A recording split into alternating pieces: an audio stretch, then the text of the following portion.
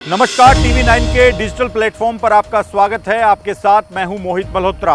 आइए आपको बताते हैं पंजाब, हरियाणा और हिमाचल प्रदेश की 5 बड़ी खबरें। जहां एक और कांग्रेस आलाकमान तो पंजाब विधानसभा चुनाव की तैयारियों में लगा है और प्रदेश कांग्रेस की campaign committee, manifesto committee, election and coordination committee के साथ ही कोर कमेटी का ऐलान भी कर दिया गया है और इन कमेटियों के अध्यक्ष पद पर पंजाब कांग्रेस के सीनियर नेताओं की नियुक्ति भी कर दी गई है। लेकिन इसके बावजूद पंजाब कांग्रेस का अंतर्कलह लगातार जारी है। सबसे ज्यादा नाराजगी दिखाई है पंजाब के पूर्व मुख्यमंत्री और कांग्रेस के सीनियर नेता चरणजीत सिंह चन्नी ने। इसके साथ ही बताया जा रहा है कि पंजाब के पूर्व डिप्टी सीएम, कांग्रेस के सीनियर नेता और गुरदासपुर से सांसद सुखजिंदर सिंह रंधावा भी नाराज हैं और अपनी नाराजगी को लेकर वो दिल्ली पहुंच चुके हैं। सुखजिंदर सिंह रंधावा के अमित शाह से मिलने की खबरें भी सामने आई थी। हालांकि रंधावा के नज़दीकी लोगों के मुताबिक गुरदासपुर, जो कि बॉर्डर से सटा हुआ लोकसभा क्षेत्र है, वहां से सुखजिंदर सिंह रंधावा आते हैं। ऐसे में वो इस इलाके से जुड़े कई कामों को लेकर केंद्रीय गृह मंत्री अमित शाह और केंद्रीय रक्षा मंत्री राजनाथ सिंह के साथ अक्सर मिलते रहते हैं। इसमें कोई नई बात नहीं है और बेवजह इसे राजनीतिक रंग दिया जा रहा है। हालांकि सुखजिंदर रंधावा तो दिल्ली में बैठे हैं, लेकिन चरणजीत सिंह चन्नी ने पार्टी के खिलाफ ही बगावत के सुर खोल दिए हैं और लगातार पार्टी के नेताओं की मीटिंग की जा रही है। ये जो मीटिंग है वो कांग्रेस की आधिकारिक मीटिंग नहीं है।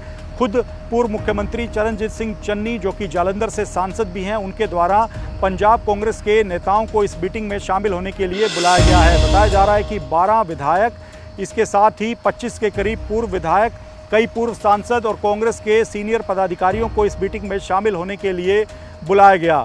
बताया जा रहा है कि पंजाब के रोपड़ के मोरिंडा में, जहां पर चरणजीत सिंह चन्नी का पैतृक गांव और उनका घर है, वहां पर ये मीटिंग लगातार हो रही है और अलग अलग वक्त पर अलग अलग नेता आकर चरणजीत सिंह चन्नी से मिल रहे हैं। अंतिम जानकारी मिलने तक 5 सिटिंग विधायक, इसके साथ ही 30 के आसपास सीनियर कांग्रेस के नेता, जिनमें पूर्व सांसद और कांग्रेस के पदाधिकारी भी शामिल हैं, वो अब तक चरणजीत सिंह चन्नी से मिलकर जा चुके हैं। हालांकि इस पूरी मुलाकात और मीटिंग को लेकर चरणजीत सिंह चन्नी की तरफ से कोई भी आधिकारिक बयान सामने नहीं आया है, ना ही उन्होंने अपनी नाराज़गी की खबरों को लेकर किसी तरह का बयान दिया है। लेकिन जो लोग अब तक चरणजीत सिंह चन्नी से मिलकर गए हैं, जिनकी मुलाकात हुई है, उनके नाम काफ़ी हैरान करने वाले हैं, क्योंकि इसमें पंजाब कांग्रेस के बड़े चेहरे और कई सिटिंग विधायक, जैसे मैं आपको बता रहा था कि 5 सिटिंग विधायक हैं जो कि इस मीटिंग में शामिल हुए थे। अगर हम नामों की बात करें तो एमएलए तृप्त राजेंद्र सिंह बाजवा, बरनाला के विधायक काला ढिल्लो, कपूरथला के विधायक राणा गुरजीत, पूर्व डिप्टी सीएम ओपी सोनी,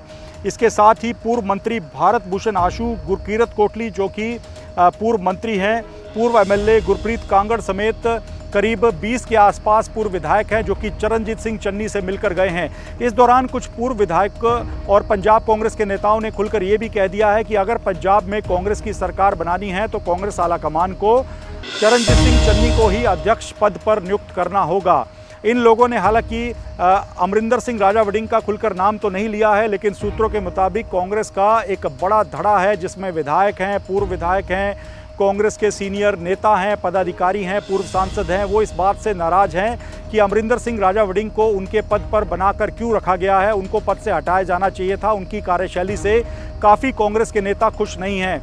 तो कांग्रेस का ये अंतर्कलह किस ओर बढ़ेगा, ये देखने वाली बात होगी। हालांकि चरणजीत सिंह चन्नी शक्ति प्रदर्शन कर रहे हैं। 5 विधायक और 30 के आसपास कांग्रेस के पदाधिकारी, कांग्रेस के पूर्व विधायक और पूर्व सांसद उनसे मिलकर जा चुके हैं और दावा किया जा रहा है कि अभी और भी कई कांग्रेस के नेता उनसे मुलाकात करने के लिए पहुंचेंगे।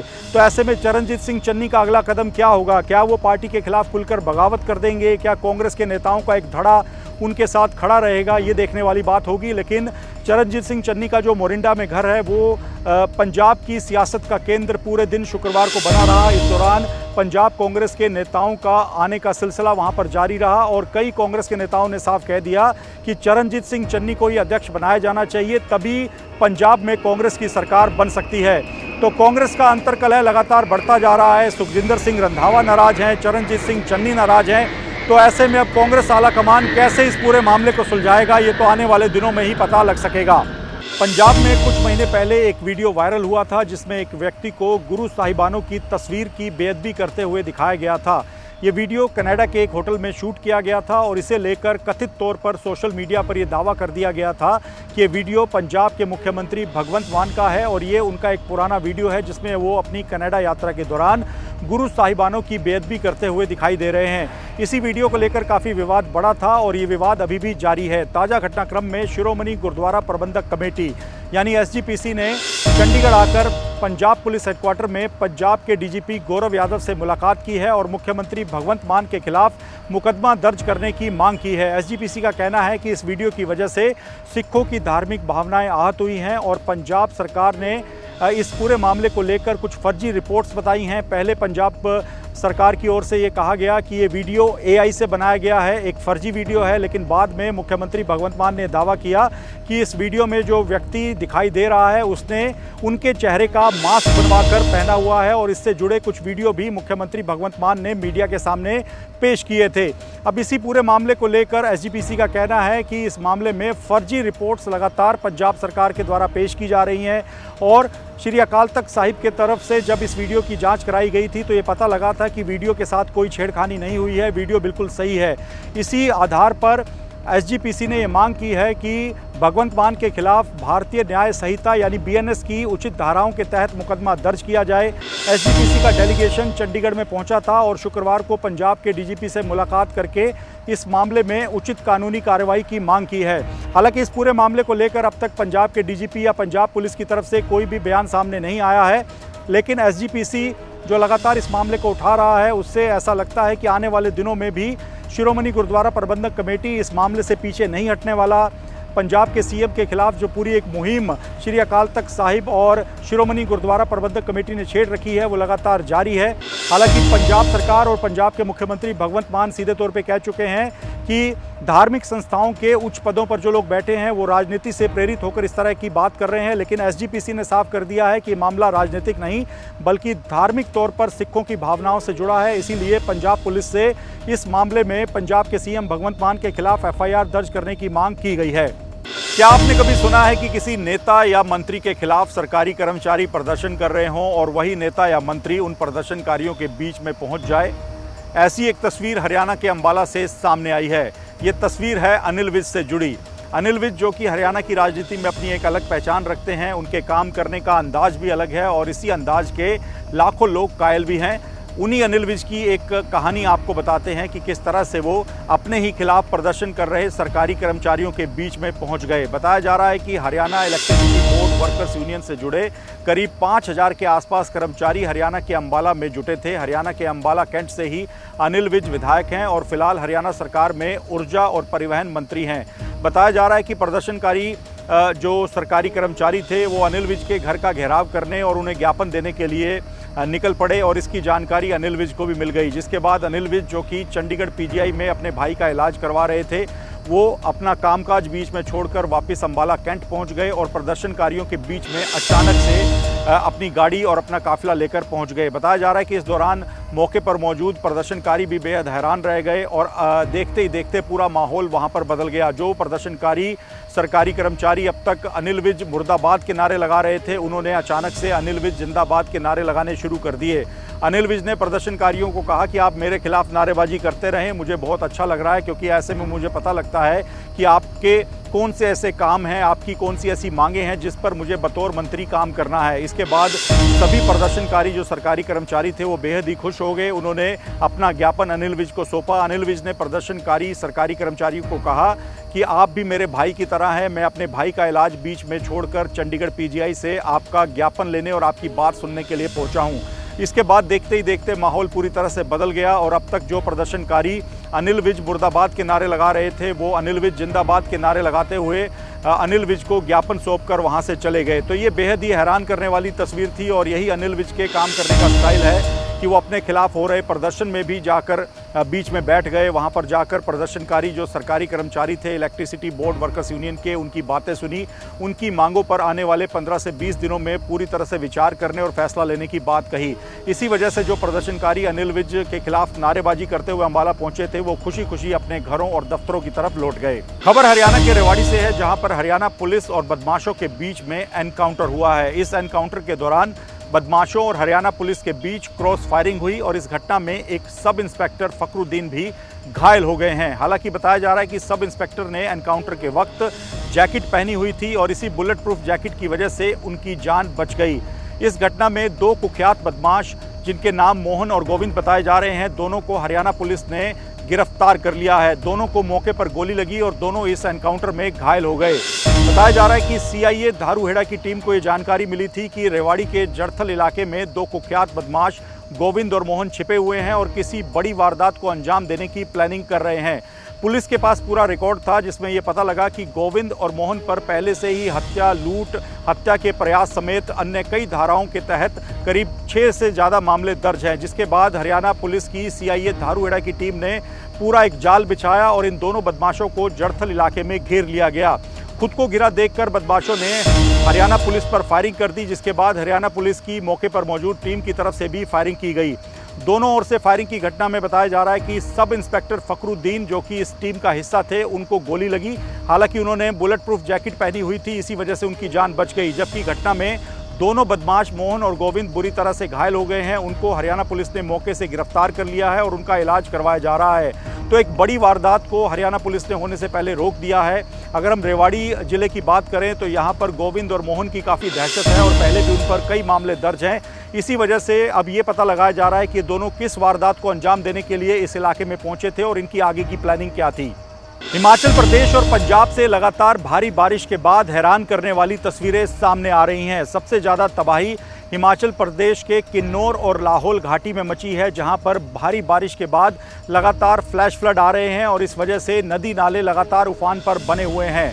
किन्नौर से लगातार हैरान करने वाली तस्वीरें पिछले 2 दिनों से हम आपको दिखा रहे हैं। अब ताज़ा तस्वीरें किन्नौर से सामने आई हैं, जहां पर बताया जा रहा है कि बीती रात चोलिंग इलाके के आसपास फ्लैश फ्लड आने के बाद काफ़ी भारी मात्रा में पानी और पानी के साथ मलबा सड़क पर आ गया, जिसके बाद नेशनल हाईवे 5 पर ट्रैफिक पूरी तरह से प्रभावित हो गया और हाईवे के डैमेज होने के बाद दोनों ओर वाहनों की लंबी कतारें दिखाई दी। इस दौरान जो वाहन चला रहे ड्राइवर थे, उन्होंने किसी तरह से भागकर अपनी जान बचाई है। बताया जा रहा है कि इस घटना में किसी को जानी नुकसान तो नहीं हुआ है, लेकिन वहां पर मौके पर काफ़ी वाहन डैमेज हो गए हैं, जिनके अंदर रेत और मलबा भरा हुआ दिखाई दे रहा है और ये वाहन और कारें मलबे में फिलहाल दबी हुई हैं, जिन्हें बाहर निकालने के लिए स्थानीय प्रशासन के द्वारा एक पूरा वहां पर रेस्क्यू ऑपरेशन चलाया जा रहा है। किन्नौर के चोलिंग नाले में भी भारी तबाही की तस्वीरें सामने आई हैं। बताया जा रहा है कि फ्लैश फ्लड के बाद इस नाले के अंदर काफ़ी मलबा, तेज पानी का बहाव आ गया, जिसके बाद नाले पर बने अस्थायी पुल और आसपास के संपर्क मार्ग बह गए हैं, जिसके बाद आसपास के लोगों के लिए कनेक्टिविटी की दिक्कत खड़ी हो गई है। गांवों की कनेक्टिविटी बहाल करने के लिए वहां पर स्थानीय प्रशासन के द्वारा लगातार काम किया जा रहा है। चोलिंग नाले के दोनों ओर खड़ी एक स्कॉर्पियो और पिकअप वैन की तस्वीरें भी सामने आई हैं, जिनके अंदर भारी पत्थर और मलबा भरा हुआ दिखाई दे रहा है और ये वाहन कीचड़ और मलबे के अंदर दबे हुए हैं। हालांकि इन घटनाओं में, जैसा मैं आपको बता रहा था, कि कोई भी जानी नुकसान तो नहीं हुआ है, लेकिन स्थानीय लोगों के काफ़ी वाहन डैमेज हो गए हैं और इस वक्त मलबे और कीचड़ के अंदर फंसे हुए हैं, जिन्हें निकालने के लिए प्रशासन के द्वारा एक पूरा रेस्क्यू ऑपरेशन वहां पर चलाया जा रहा है। दूसरी घटना हिमाचल प्रदेश के चंबा की है, जहां पर भरमौर कस्बे के बड़ग्राम इलाके में एक पुराने धार्मिक मंदिर में पूजा पाठ करने के लिए गए श्रद्धालुओं का एक दल वहीं पर फंस गया, क्योंकि बीच में एक मुंडी नाला आता है जो कि बरसाती नाला है। बताया जा रहा है कि नाले में आए तेज पानी और उफान के बाद वहां पर जो एक अस्थायी पुल नाले को पार करने के लिए बना हुआ था, वो बह गया, जिसके बाद श्रद्धालु जो गए हुए थे बड़ग्राम इलाके के धार्मिक स्थल पर, वो वहीं पर फंस गए और उन्हें निकालने के लिए एनडीआरएफ की टीमों के साथ पर्वतारोहण संस्थान के एक्सपर्ट टीम ने एक पूरा रेस्क्यू ऑपरेशन चलाया, जिसकी तस्वीरें काफ़ी हैरान करने वाली हैं, जिसमें देखा जा सकता है कि कैसे रस्सियों के सहारे एनडीआरएफ के जवान और पर्वतारोहण संस्थान का जो एक्सपर्ट टीम के सदस्य हैं, वो दूसरी तरफ फंसे हुए यात्रियों को नाला क्रॉस करते हुए दिखाई दे रहे हैं। बताया जा रहा है कि बड़ग्राम इलाके में ये एक पुराना धार्मिक स्थल है और यहाँ पर हर साल पूजा करने के लिए यात्रियों का एक दल जाता है, श्रद्धालु इसमें शामिल होते हैं। इस बार भी करीब 50 से 60 श्रद्धालु इसी धार्मिक स्थल पर माथा टेकने और पूजा करने के लिए 30 जून की शाम को वहां पहुंचे थे और इनको 1 जून को दोपहर तक वापस लौटना था। बताया जा रहा है कि 25 से 30 श्रद्धालु तो वापस लौट आए, लेकिन अन्य 25 से 30 लोगों ने सोचा कि वो अगले दिन पूजा पाठ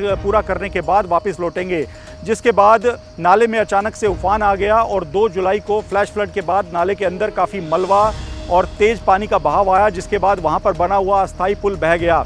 इसी वजह से वहाँ पर करीब 25 से 30 श्रद्धालु फंस गए थे, जिनको बाहर निकालने के लिए बताया जा रहा है कि एसडीएम को पूरे मामले की जानकारी दी गई। उन्होंने पर्वतारोहण संस्थान की एक्सपर्ट टीम को मौके पर बुलाया, एनडीआरएफ के जवानों को बुलाया गया, जिसके बाद ये पूरा रेस्क्यू ऑपरेशन करके इन लोगों को नाले के दूसरी तरफ लाया गया है। हालांकि इस घटना में भी किसी तरह के जानी और माली नुकसान की खबर नहीं है, लेकिन इस रेस्क्यू ऑपरेशन की जो पूरी तस्वीरें हैं वो काफ़ी हैरान करने वाली हैं। पंजाब के पठानकोट से भी एक हैरान करने वाली तस्वीर सामने आई है, जहां पर रेलवे अंडर ब्रिज में एक टूरिस्ट बस फंसी हुई दिखाई दे रही है और इस बस के अंदर यात्री भी थे। ये यात्री इसी बस में बैठे हुए थे जब ड्राइवर ने इस रेलवे अंडर ब्रिज को रात के वक्त पार करने का प्रयास किया, लेकिन पानी काफ़ी वहां पर भरा हुआ था। इसी वजह से बस वहां पर फंस गई और उसके बाद पंजाब पुलिस की सड़क सुरक्षा टीम के सदस्य वहां पर पहुंचे और यात्रियों को कड़ी मशक्कत के बाद स्थानीय लोगों की मदद से टूरिस्ट बस से निकाला जा सका। ये पूरी घटना बताया जा रहा है कि पठानकोट और जम्मू नेशनल हाईवे की है, जहां पर सुजानपुर इलाके में रेलवे अंडरब्रिज में तेज़ बारिश के बाद काफ़ी पानी भर गया था। जो टूरिस्ट बस का ड्राइवर था वो पानी का अंदाज़ा नहीं लगा सका, सही आकलन नहीं कर सका और उसने गलती से इस पानी के अंदर अपनी बस को घुसा दिया। जब बस इस अंडरब्रिज के अंदर फंस गई तब बताया जा रहा है कि उसके अंदर 35 से 40 यात्री सवार थे, जिसके बाद पंजाब पुलिस को पूरे मामले की जानकारी दी गई और सड़क सुरक्षा फोर्स की जो टीम है वो मौके पर पहुंची और यात्रियों को बाहर निकाला गया। तो लगातार पंजाब और हरियाणा से इसी तरह की तस्वीरें सामने आ रही हैं। चंद घंटों की बारिश के बाद इस तरह के हालात बन रहे हैं। पंजाब के पठानकोट में भी हमने देखा था कि बीते दिन किस तरह तेज़ बारिश के बाद पूरा शहर जलमग्न हो गया था और वहाँ पर लोगों को काफ़ी परेशानी हुई थी। कुछ इसी तरह की तस्वीरें हिमाचल प्रदेश से भी सामने आ रही हैं, जहाँ पर ख़ास तौर पर लाहौल घाटी और किन्नौर में इसी तरह के हालात बने हुए हैं, जो कि काफ़ी डराने वाले हैं। मौसम विभाग के मुताबिक 8 जुलाई तक हिमाचल प्रदेश में भारी बारिश की संभावना है। ऐसे में आम लोगों के साथ ही ऐसे टूरिस्ट जो कि हिमाचल प्रदेश में आ रहे हैं उनको सावधानी बरतने की और सतर्क रहने की सलाह दी गई है। तो ये थी पंजाब, हरियाणा और हिमाचल प्रदेश की 5 बड़ी खबरें। देश और दुनिया की अन्य सभी खबरों के लिए TV9 के डिजिटल प्लेटफॉर्म्स के साथ जुड़े रहें। नमस्कार।